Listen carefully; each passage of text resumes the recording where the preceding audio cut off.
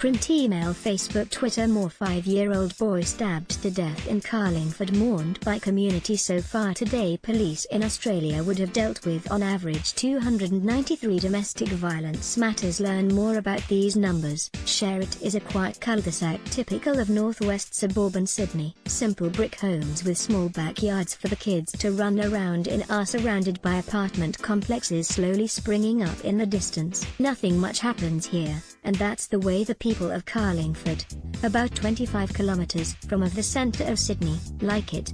It's such a quiet place, local resident and teacher Ted Kowalski told the ABC. The quietest. At 7 a.m. on Friday, that changed forever. A horrible, brutal crime took place. A sweet little boy, a 5-year-old, was stabbed, and later died.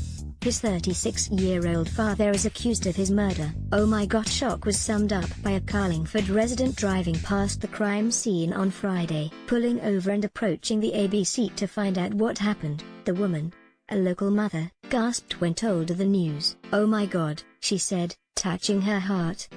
That's just, oh my god. That's just awful. I can't believe that's happened, especially here of all places. The woman, Melissa, who did not want her surname published, had her infant child in the back of her car and was on the way to pick up her young kids at the nearby public school. I hope my kids are alright, she said.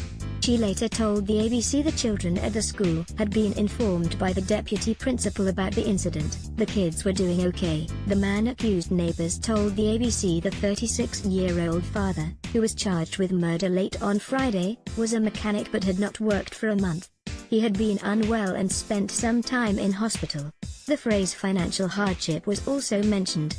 I think they were going through tough times, said neighbor Natalie, whose surname cannot be used for legal reasons. Her husband Hank said he and the 36-year-old were mates. He said the father was an easygoing Aussie bloke and they would occasionally share beers and talk about cars and the footy. He also described him as a doting father.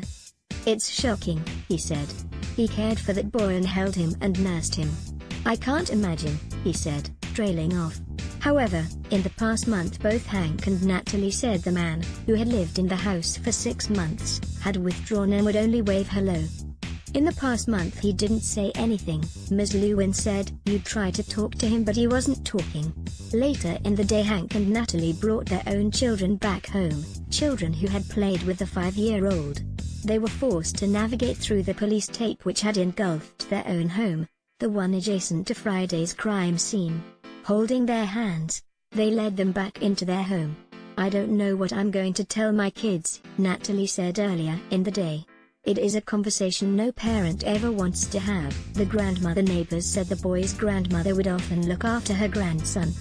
On Friday, the tragic pictures of her being comforted by police said 1,000 words. Police said after the boy was stabbed and the grandmother, aged in her 60s, tried to shield him from the attack. She then took him to a nearby street and called 000. She's behaved in a heroic and caring manner, NSW Police Superintendent Rob Critchlow said. She was presented with something terrible and she's done her best to get the young boy to safety. But it was too late. The 5-year-old died 20 minutes after arriving at the Children's Hospital at Westmead. The child's grandmother was treated for shock but was physically uninjured.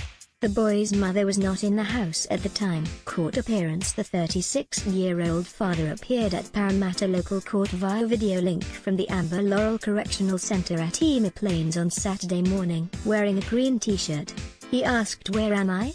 after taking a seat.